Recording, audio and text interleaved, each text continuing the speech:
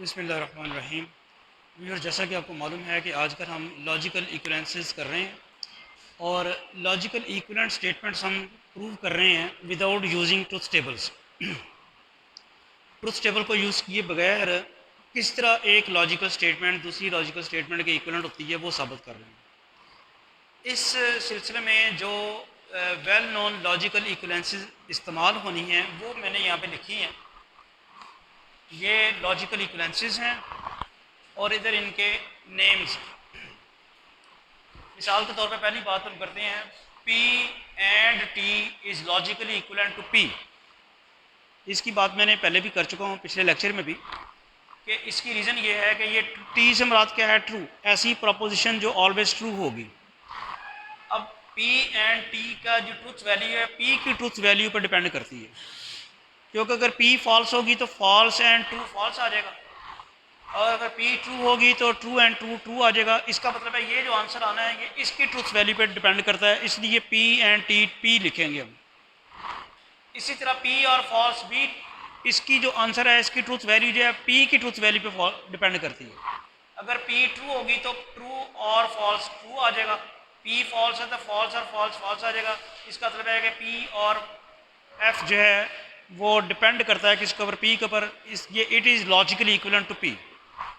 ये दोनों चीज़ें जो हैं इनको आइडेंटिटी लॉज इसलिए कहते हैं कि P के साथ आपने T को भी इंगेज करा दिया, F को भी इंगेज करा दिया, लेकिन आंसर P ही रह रहा है, इसलिए हम कहते हैं आइडेंटिटी लॉ।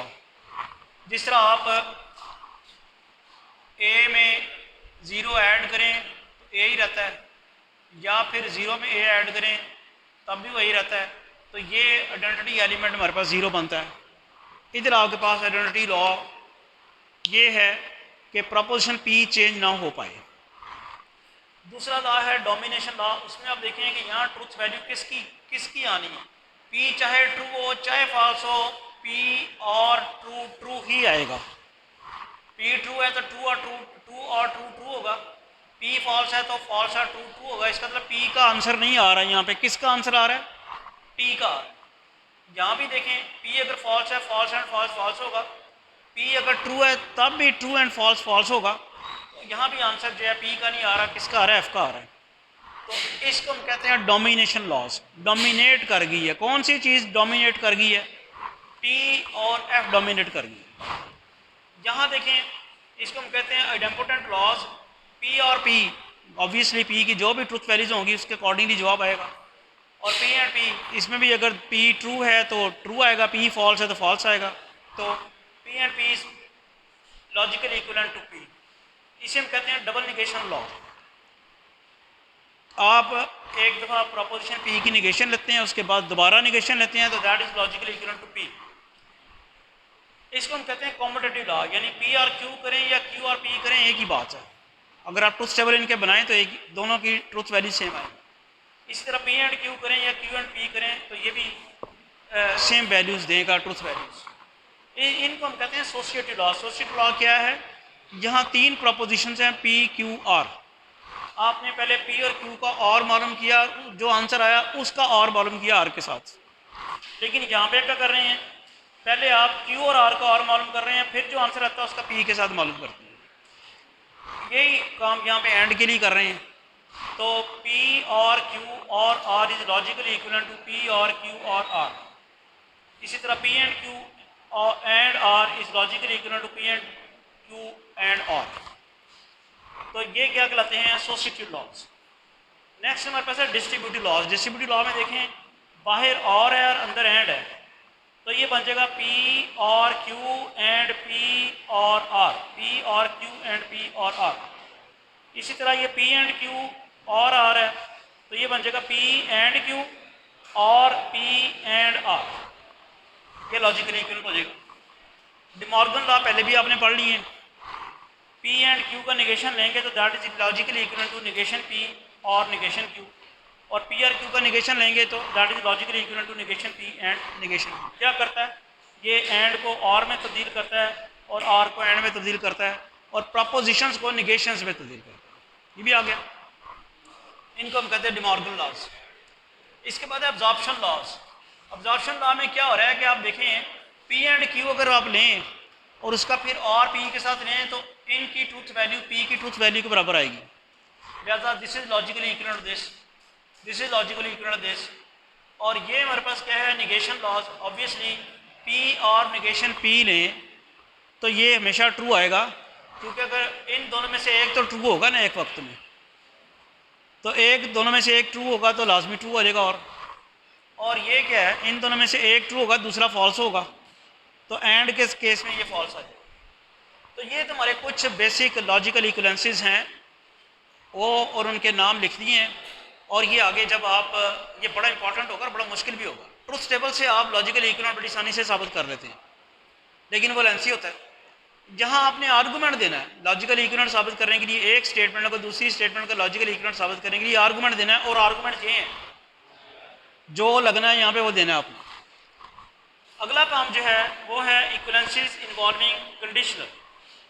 तो कुछ मैं लिख रहा हूँ जो कि हमारी बहुत ज़्यादा यूज़ होती हैं कि P implies Q is logically equivalent to negation P और Q। ये आप ट्रूथ टेबल्स की मदद से आपने बुक में कहीं सॉल्व भी किया हुआ है, साबित भी किया हुआ है। P, और ये बड़ा ज़्यादा इस्तेमाल होगा।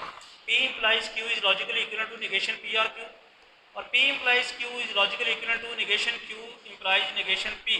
ये आपको पता है कंडीशनल है या इम्प्लीकेशन, और ये क्या है, कॉन्ट्रा पॉजिटिव। तो ये दोनों लॉजिकली इक्विवेलेंट है, कंडीशनल और contrapositives are logically equivalent. और ये फिर क्या है, negation P implies Q, P and negation Q, इससे मिलता जुलता है।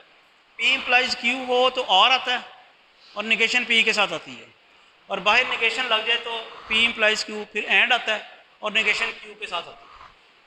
तो ये तो चीज़ें थी जो आपको याद होनी चाहिए अगले क्वेश्चन सॉल्व करने के लिए। अब हम नेक्स्ट क्वेश्चन देखते हैं और देखते हैं कि इस क्वेश्चन में किस तरह से इसको यूज़ करेंगे दो प्रपोजिशंस को लॉजिकली इक्विवेलेंट साबित करने के लिए।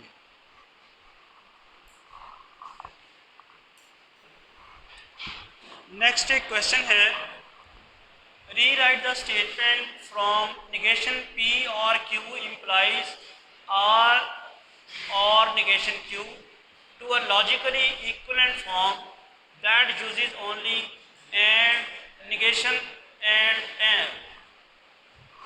क्वेश्चन पहले समझ लें, क्वेश्चन क्या है। ये एक कंडीशनल दिया हुआ है, इसको ऐसी लॉजिकली इक्विवेलेंट प्रपोजिशन में कन्वर्ट करना है जिसमें सिर्फ ये दो चीज़ें इस्तेमाल हो रही हों। कनेक्टिव्स कौन से इस्तेमाल हो रहे हों, निगेशन एंड। क्वेश्चन समझ आया? यानी आपको ये कंडीशनल दिया हुआ है, इस कंडीशनल को ऐसी लॉजिकल इक्विवेलेंट स्टेटमेंट में आपने साबित करना है या लिखना है जिसमें सिर्फ ये दो चीज़ें इस्तेमाल होंगी, निगेशन एंड। और इसके लिए आपने स्टेप बाय स्टेप चलना है। सॉल्यूशन देखें ज़रा। निगेशन P, यहाँ पे ज़रा देख लें कि ब्रैकेट लगी हुई है P और Q पे, नहीं चले। निगेशन P और Q implies R negation Q।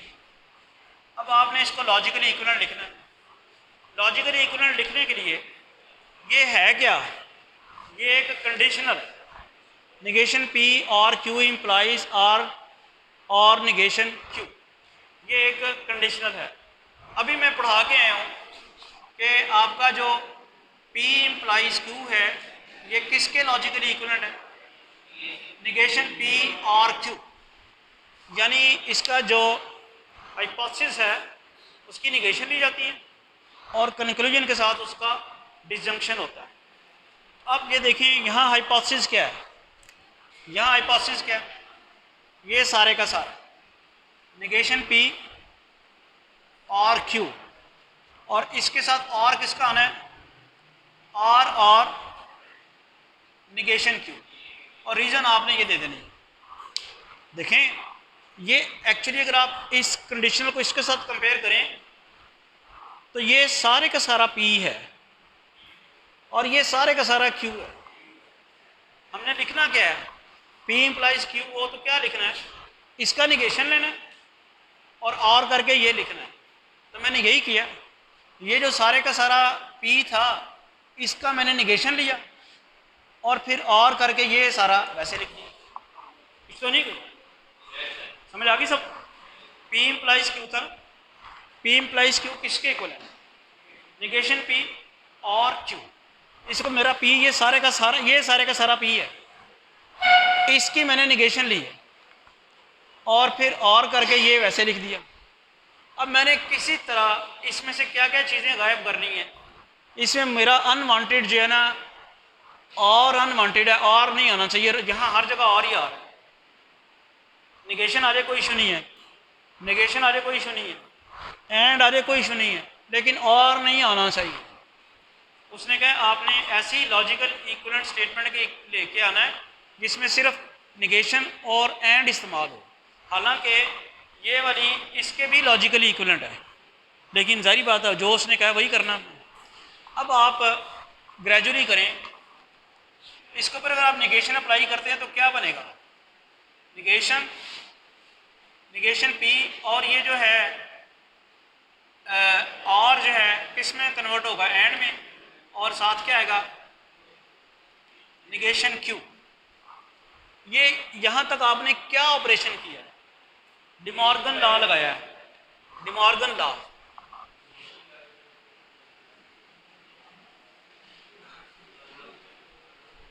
De Morgan law क्या था? यही किया मैंने। ये इन दोनों के साथ निगेशन आ जानी है और जो है किस में कन्वर्ट हो जाना है? एंड। और उसको भी हम नहीं छेड़ते, और निगेशन की। ये इसके ऊपर मैंने चूंकि डिमॉर्गन लॉ लगाया वो साथ मैंने लिख दिया। अगला काम क्या होगा? डबल निगेशन लें तो क्या आता है? P एंड निगेशन Q, और इसको भी नहीं हम छेड़ रहे, और निगेशन Q। ये क्या किया है? डबल निगेशन लॉ ये लगाया, डबल निगेशन लॉ लगाया कि डबल P किया तो ये आ गया। अच्छा अब देखें यहाँ एंड आ चुका है। अगर आपने यहाँ एंड लाना है तो क्या कर सकते हैं? इस पे भी डिमॉर्गन लॉ लगा दें, इसके ऊपर डिमॉर्गन लॉ लगा दें। यानी आप इसको किस तरह से कर सकते हैं? P एंड निगेशन Q, और यहाँ लगाएं निगेशन, डबल निगेशन लगा सकते हैं, निगेशन फिर निगेशन और निगेशन Q। दो काम किए मैंने जी, दो बार लगाइए ना, दो बार लगाने से फर्क नहीं पड़ता। और निगेशन Q जो है उसके साथ मैंने निगेशन लगाई और फिर निगेशन लगाई तो ये वापस से रिस्टोर हो जाएगा। डबल निगेशन लगाने से तो कोई फर्क नहीं पड़ेगा। डबल निगेशन लगाने का मेरा मकसद ये है कि मैं किसी तरह इस और को एंड में तब्दील करूँ। ठीक है, तो कौन सी चीज़ आई है यहाँ पे? डबल निगेशन लॉ, ये आपने यूज़ कर दिया। अब अगला काम देखें ज़रा।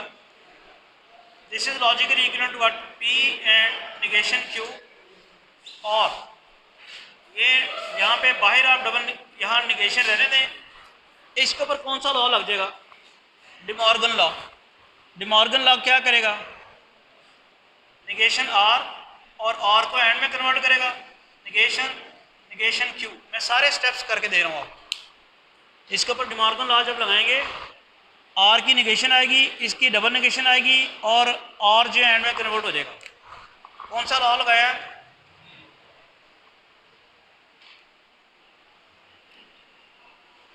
डिमॉर्गन लॉ जी। Next, P and negation Q और निगेशन, यहाँ पे क्या बन जाएगा बताएंगे जरा?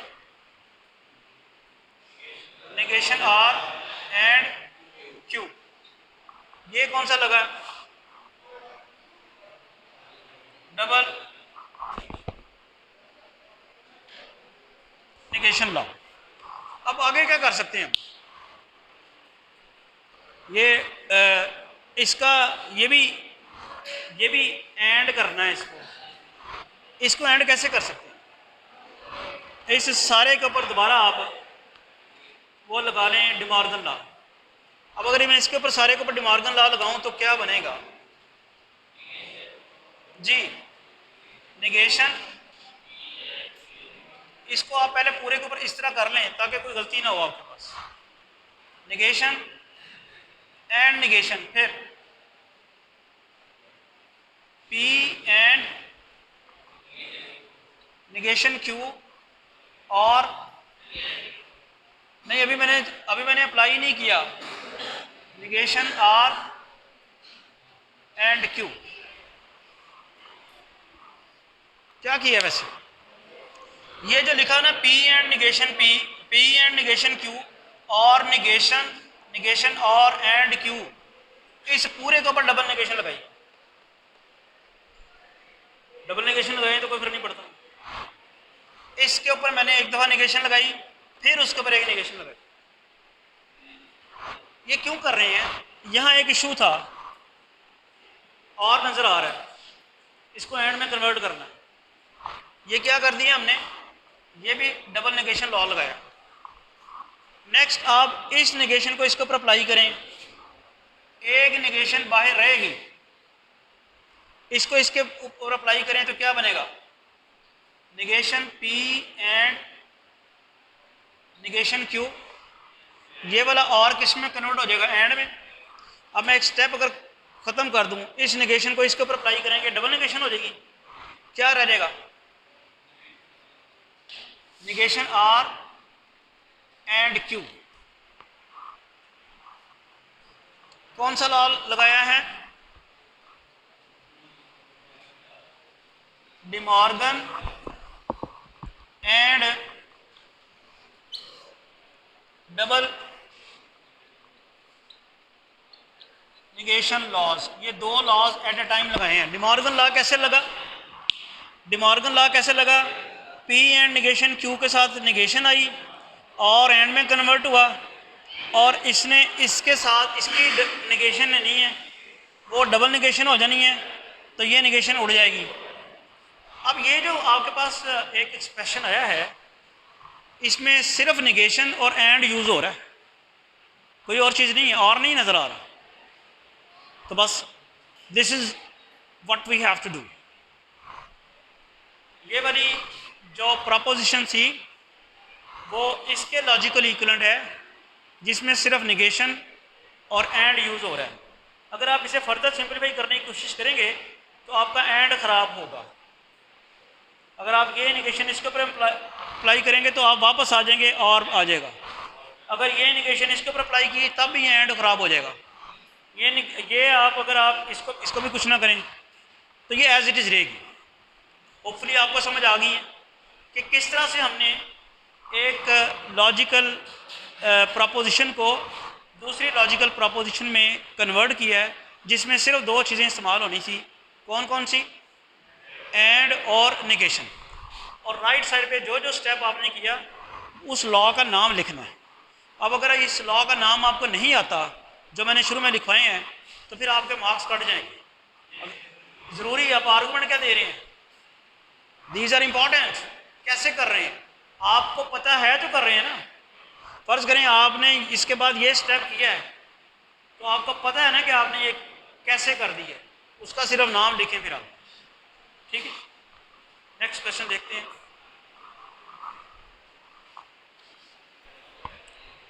Without using truth table, show that negation P implies Q is equivalent to P and negation Q।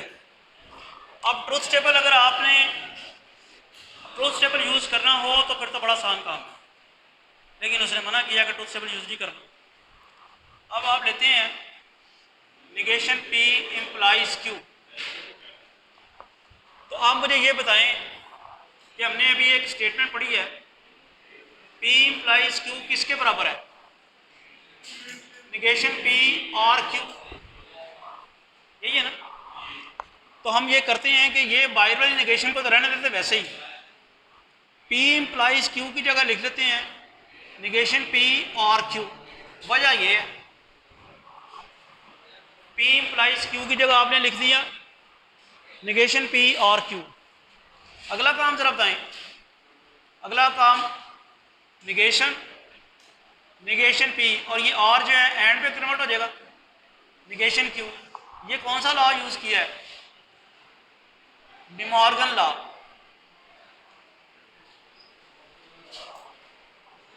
ये आपने यूज किया। उसके बाद ये डबल निगेशन पी, ये तो समझ आ गई है ना। डे मॉर्गन लॉ क्या कहता है, जब इसके ऊपर बाई निगेशन लगी हो तो आपने इसकी निगेशन लेनी है और ये और एंड में कन्वर्ट हो जाएगा और इसकी निगेशन लेनी है। अब यहाँ पे डबल निगेशन आ गई तो ये क्या बन जाएगा? P and negation Q. Law कौन सा यूज किया है?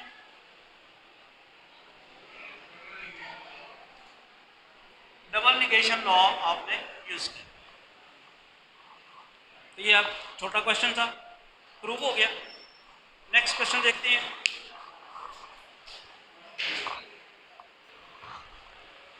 नेक्स्ट क्वेश्चन है, without using truth table show that negation P और negation P and Q and negation Q और लॉजिकली इक्विवेलेंट। बड़ा इंपॉर्टेंट टॉपिक हम डिस्कस कर रहे हैं जिसमें लॉजिकल इक्विवेलेंट स्टेटमेंट साबित कर रहे हैं ट्रूथ टेबल को यूज किए बगैर। तो आपने ये कंसिडर करना है निगेशन पी और निगेशन पी एंड क्यू। अब दो काम हैं, या तो पहले डिस्ट्रीब्यूटिव लॉ लगा लें चाहे या पहले निगेशन लगा लें, आपकी मर्जी है। This is logically equivalent to negation. इसके ऊपर डिस्ट्रीब्यूटिव लॉ लगाएंगे तो क्या आएगा? पी और निगेशन पी और निगेशन पी एंड पी और क्यू, ये आएगा। ये कौन सा लॉ लगाया आपने? Distributive law. पी और निगेशन पी और फिर पी और एंड आएगा दरम्यान में, पहले पी और निगेशन पी और फिर ये एंड आएगा और फिर पी और क्यू लगाया। लॉ कौन सा लगाया है? Distributive law.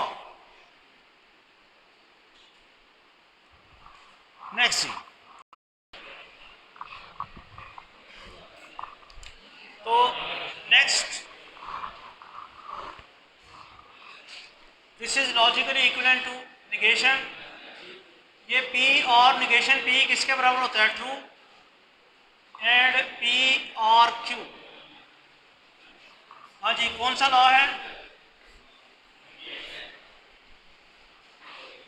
निगेशन लॉ, जिसके अकॉर्डिंगली पी और निगेशन पी ऑलवेज ट्रू के इक्वल होते हैं। अब याद करें कि T and P or Q, true and P or Q, ये किसके बराबर आएगा? ये पी और क्यू के बराबर आएगा। और ये कौन सा लॉ होगा? Identity law. देखें जरा, आइडेंटिटी लॉ में क्या होता है? निगेशन पी और क्यू रह जाएगा।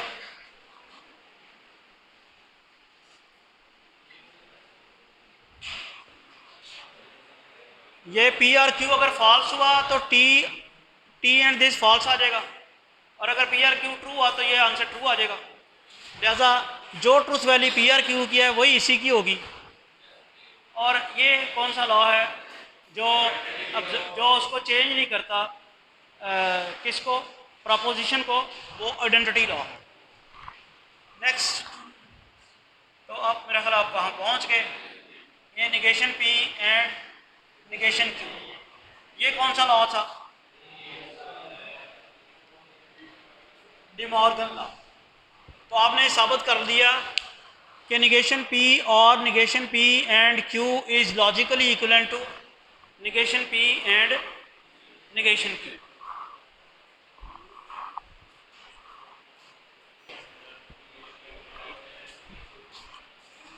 चलें, ये टॉपिक आज हम यहीं वाइंड अप करते हैं। नेक्स्ट लेक्चर में हम इंशाल्लाह कुछ प्रपोजिशंस को टोटोलॉजी साबित करेंगे using without using truth tables. Thank you.